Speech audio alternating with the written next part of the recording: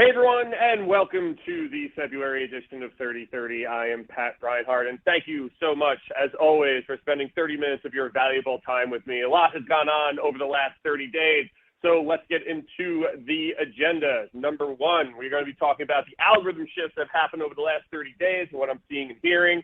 Again, the headline there is that no real updates happened. It was more just, Google turning the dial up and down on previous updates.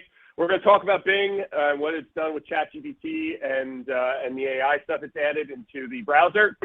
Super cool. Shame no one's going to use it, but it's super cool. We're going to talk about Google giving some more guidance on AI-driven content, or really just people-first content. And what you should, and what you should be doing. And they're calling it the, ask, who, how, and why. And then I'm going to talk about why I don't give a crap about the Yandex leak and why you shouldn't either. And then we're going to do a short thing about Yahoo making a comeback, which I just don't have words for that right now. So let's get into it because we only have 30 minutes. Number one, algorithm shifts over the last 30 days. Now, over the last 30 days, there have definitely been some rumbles, right? There have been 5 instances of where people are claiming there are, that they are claiming that there are unconfirmed updates, quote unquote. But, anyone who's joined the program, regularly knows that my take on that is that these are not unconfirmed updates. These are simply Google turning the dial up and down on previous updates. And when you look at the sensor on the right, this is SEMrush's sensor, one of our largest data partners. You can see that nothing really out of the ordinary happened outside. Like January 18th was a little high, and then around the February 8th and 9th, there was definitely some spikes there. But for the most part, nothing like we've been seeing, I guess is the best way to put it. But this is SEO. We do talk about these things regardless. And, there were really 5 instances, right? One was on January 18th.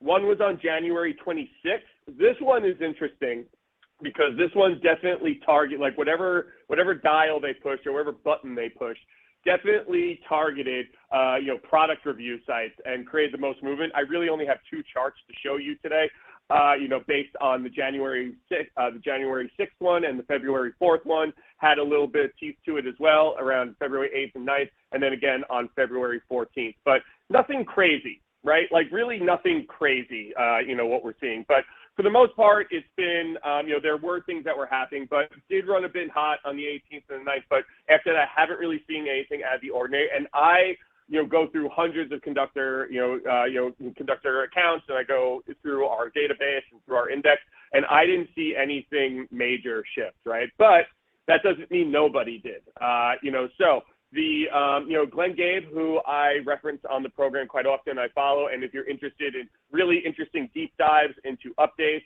and someone who's spending a lot of time digging in and giving some thoughtful insight, definitely follow Gabe. Glenn, excuse me. He's a really, really smart guy. He actually put out a bunch of screenshots, Google Search Console screenshots, which really talked about, the January 26th, product review shuffle, whatever you want to call it. I don't really like calling these things an update because it's not really an update. It was just something that, something changed, right? So from that perspective, you can see this big bucket event, but then ultimately another, a little bit of a roller coaster towards the end there. So when you look here, you can see that this is a product review site. It surged on, January 26th, and you're looking at the end. You can see it was killed back in November when the last product review update hit. In the 26th, it looks like it had started to recover. But then interesting, it got through on 2.3, that 2.4 update, around 2.3, 2.4 when that update hit, and it went right back down again, right? So interesting here because and for anyone who doesn't know, what this is targeting is if your site, it relies heavily on product reviews, right? Or that's really just all it is. Basically, Google has installed filters and has, put many updates, against this, on when they roll out. And actually, there's been 2 or 3 different iterations of this. So interesting to see here, something that started to recover. So Google got data back and then they changed something, they didn't like what they got back after they changed after a few days, and then it dumped again. So that is an interesting kind of bucket effect here. And this one is also interesting. Same motion, but actually at different intervals, right? So if you remember the last one, it went up on the 26th and went down on the 23rd, on 2-3 or February 3rd or February 4th. Here's another one, again, that surged on January 26th. Again, that was the day that definitely Google was testing something with the product review update. And then ultimately got through that, February 3rd, February 4th, turn of events, and then ultimately took a dump on, over around the 13th or something around there. So that 13th, 14th date where we definitely saw something there. So some really interesting takes from Glenn on the sites that were mainly focused on product reviews. That's where I saw the biggest movement, and that's kind of the headline to this.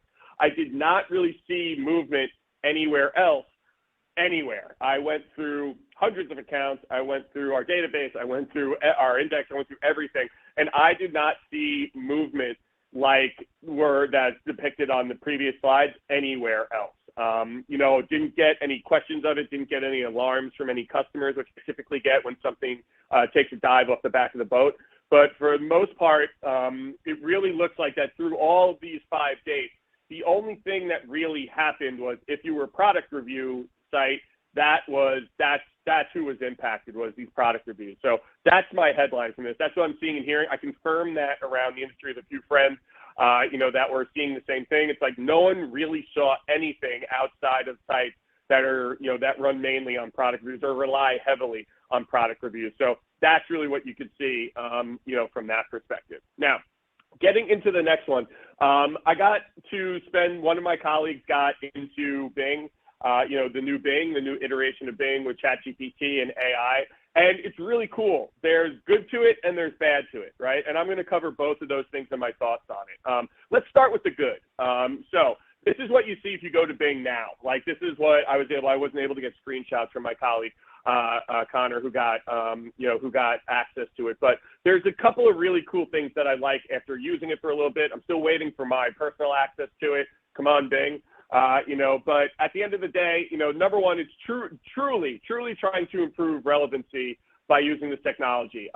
Incorporate it into their core search index. Like this is something that Bing is making a bet on and taking a big bet on. And I think that they've got some hits and misses here, right? So I'm a big fan of the chat box in the right-hand side. I'll show you that in a minute, where you can ask a question and then it annotates where it's getting things, and those annotations are linked to the site.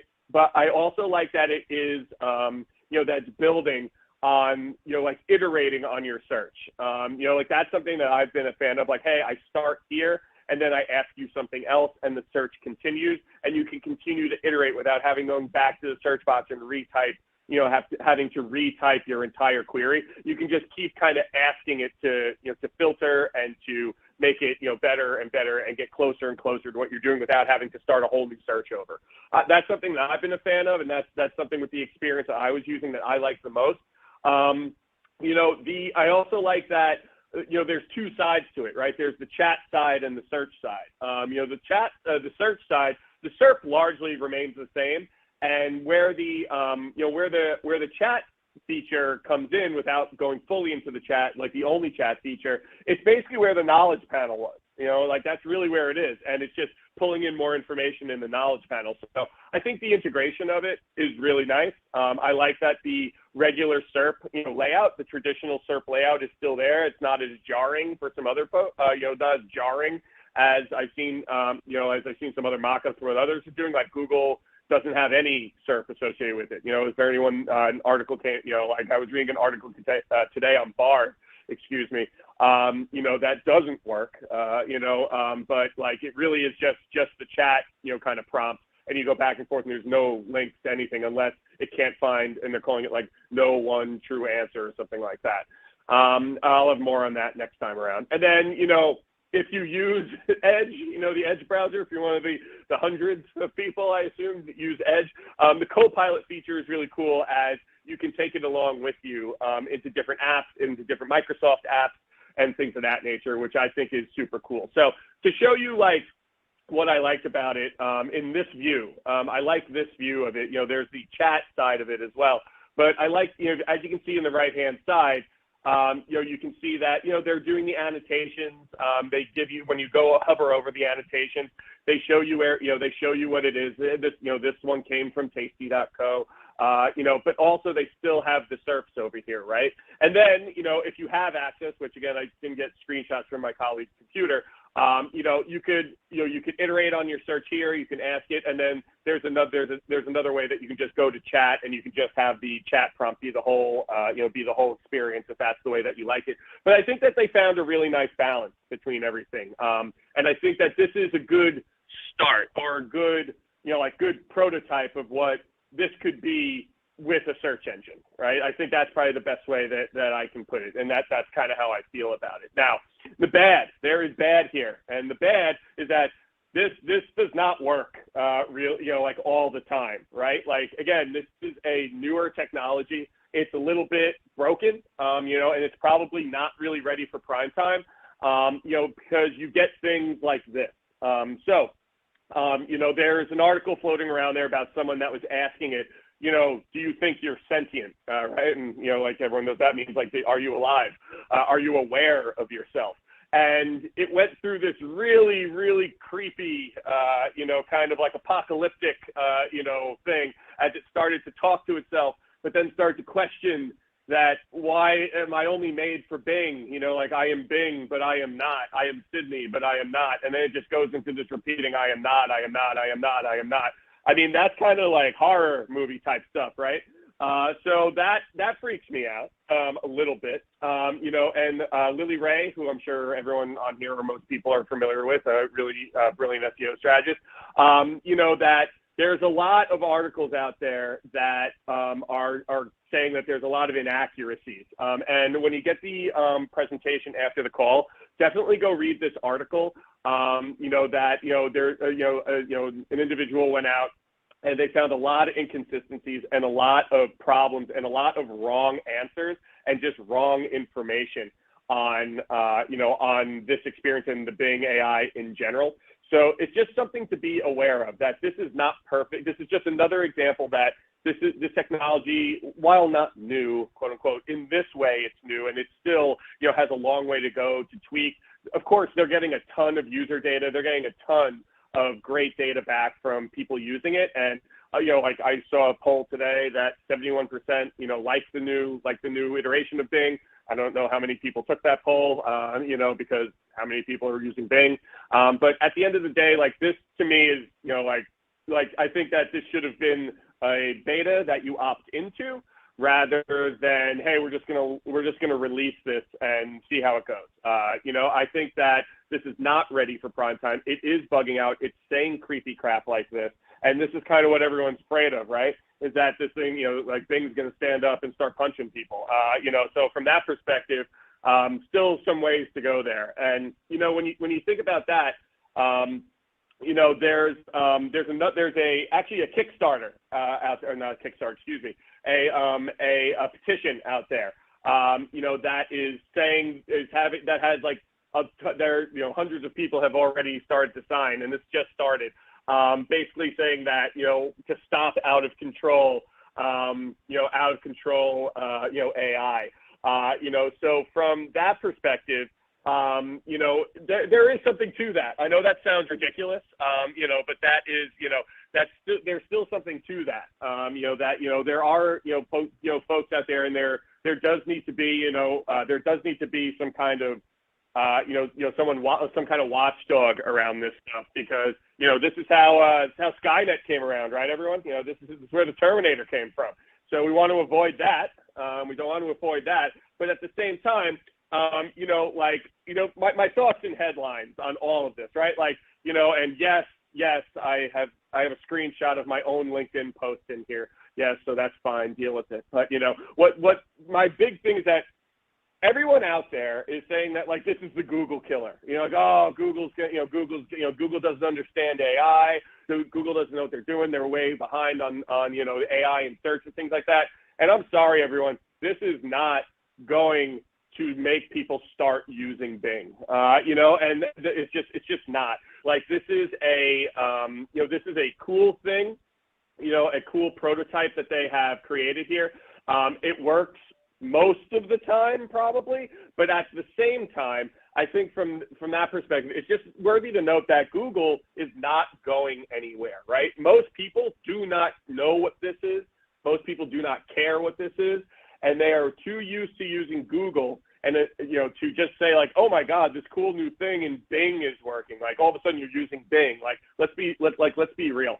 But at the same time, this does put Google on notice that like, hey, they're moving this idea along faster than Google is. But to all the people out there that think Google doesn't understand AI, Google has, tractor trailers that drive around, that don't have any drivers, that have not had any incidents. I don't know, I read a report the other day. Like they understand how AI works.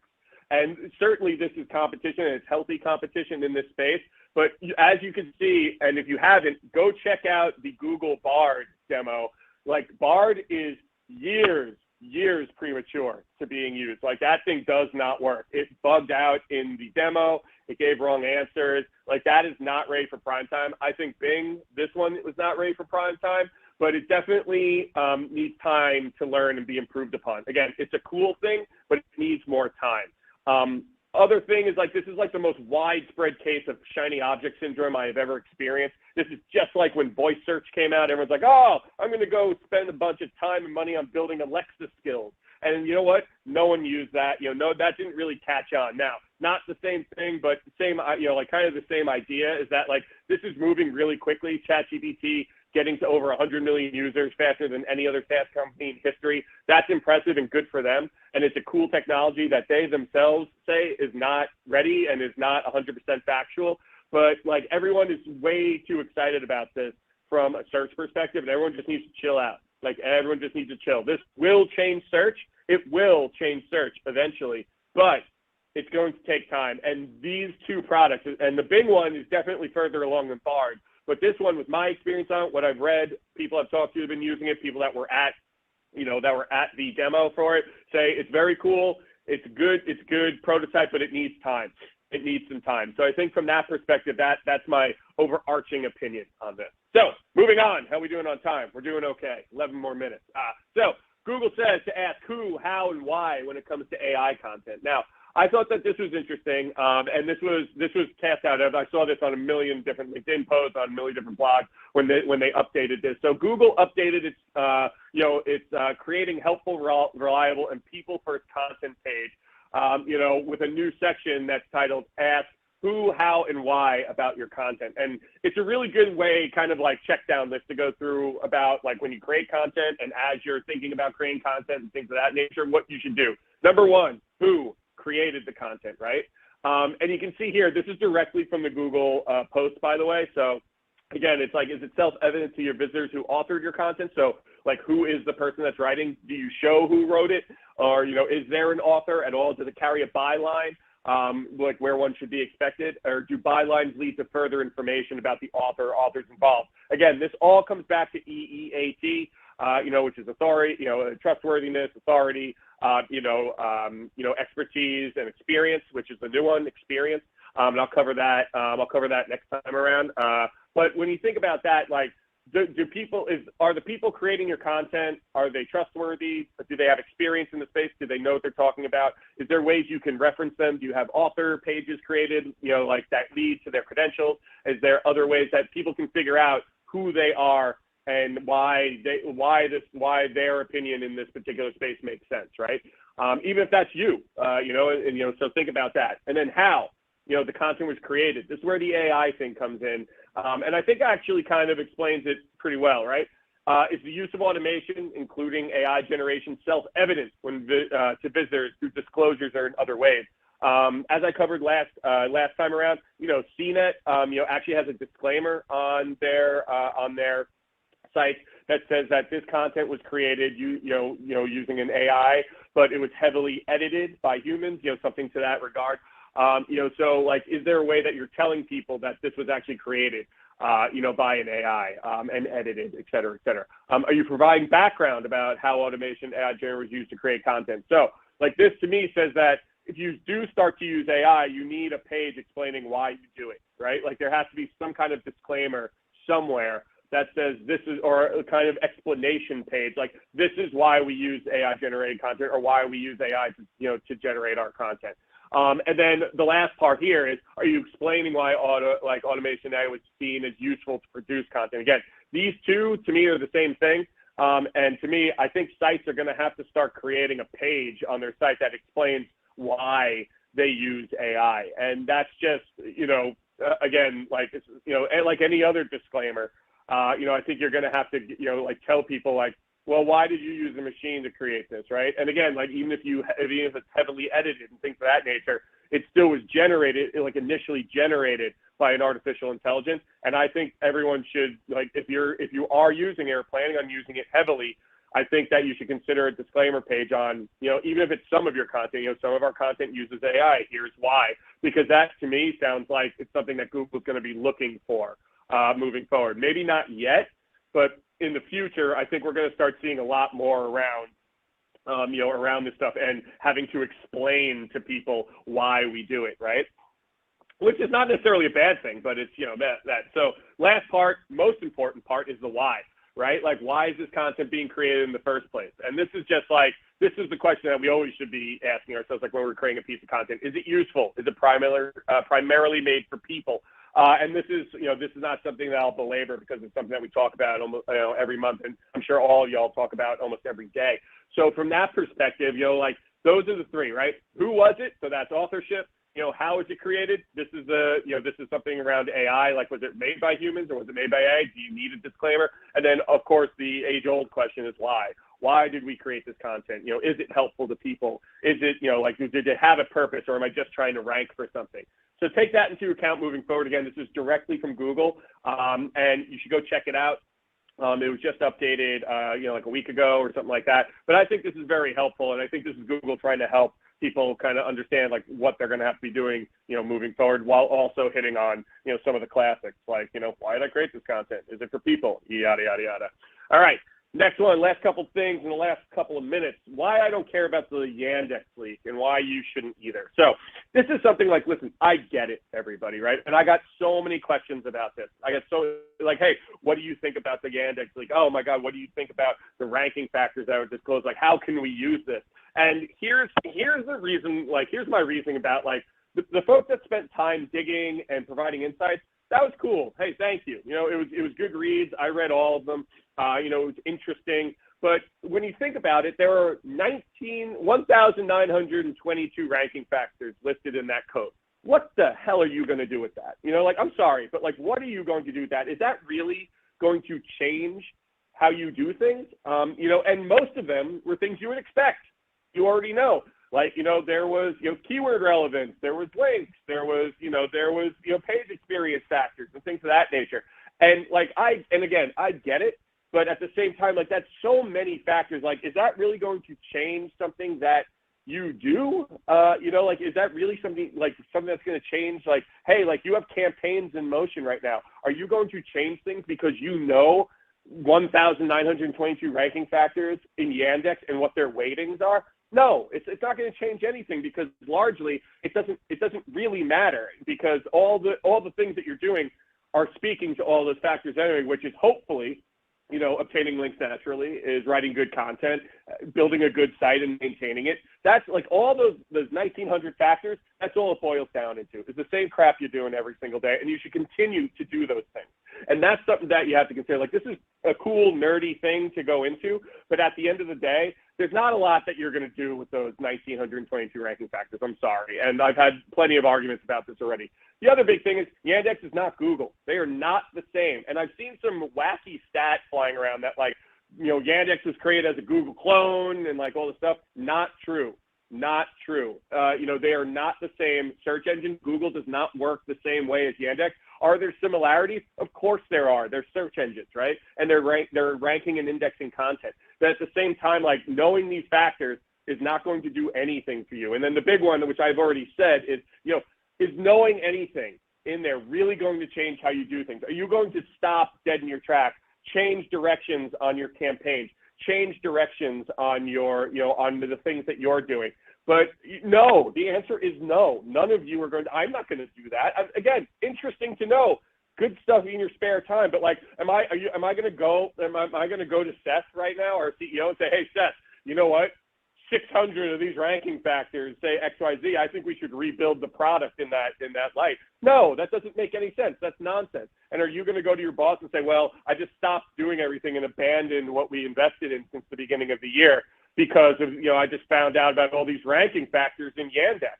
Like, give me a break. No one's going to do that. And that's just something that, just take that as you will. And I'm sorry, that was a little aggressive, but like, it's just like, again, this is a cool, nerdy thing. Go in and read it. It's fascinating. There's a couple of good, SEOs out there that did some really good breakdowns of it. Again, fascinating, but largely the headline here is that everyone agrees that there's not a lot you can do. Like, it's nice to know, but it's not going to change anything that you do, and it shouldn't. And I'm so worried that it's going to. That's going to change people from redirecting their course because you know how Yandex works, kind of. And that's kind of where I'm at with it. To answer an earlier question, you think they want us to use AI, so going back to this, yes, I don't think Google gives a crap. As long as the content is made for people and it's valuable and it's useful, I don't think they care. I don't think they care at all if you use it, as long as you use it responsibly. So that's my take on that. And then we got a couple of minutes here. Got one more here. So I'm sure everyone's heard the news, the big news that, that Google, Yahoo is making a comeback. So there was a tweet, back January 20th, just popping in to remind everyone that we did search before was cool. BRB, making it cool again. And, from my perspective, I got nothing. I got nothing, everybody. This is pretty funny to me that like they're going to try to get back into the search game after serving up a mix of Google and Bing results all these years. And God bless them and good luck to them. And apologies to my colleague Ryan, who loves Yahoo. We had a talk about this the other day, but I don't know why Yahoo's wasting their time on this. I think it's too far gone. I don't think it's a smart business for them to get back into, but hey man, good for them. Go for it. Go for it. You never know. Yes, and Yahoo not doing well as a company either. So I don't believe this. I don't believe it's going to be successful, but good luck to the man. You never know. Maybe a year from now, I'll be back here saying I was wrong, and I'm always happy to admit I am wrong. But anyway, that's it. We have reached the time. One thing, we are starting a new program associated with 3030. I've gotten a ton of questions of, hey, like, is there a forum where I can come and just talk to you and like lob some questions at you? So we are going to start a new effort called 3030 Office Hours on Monday, February 27th, 11 a.m. Eastern, 8 a.m. Pacific. And basically what it is, anything we talked about today or any questions you have on your site, come with me. I'm going to bring a colleague along with me, a different one every time, and we're happy to answer your questions. We're going to try it out and see how it goes. And if it works, we'll keep doing it. So from that perspective, hope to see you there. And with that, we talked a lot about algorithms today, but as everyone knows, it's not really about algorithms, it's about creating things that your users and your customers love and that they think about so that they'll come back to you. So from that perspective, everybody, I am on vacation next week. Thank God. I cannot wait. But as always, I say this every month, this is my favorite part of my job, and I wouldn't be able to do it without all y'all. Thank you so much for spending 30 minutes of your very valuable time with me, and I will see you next month.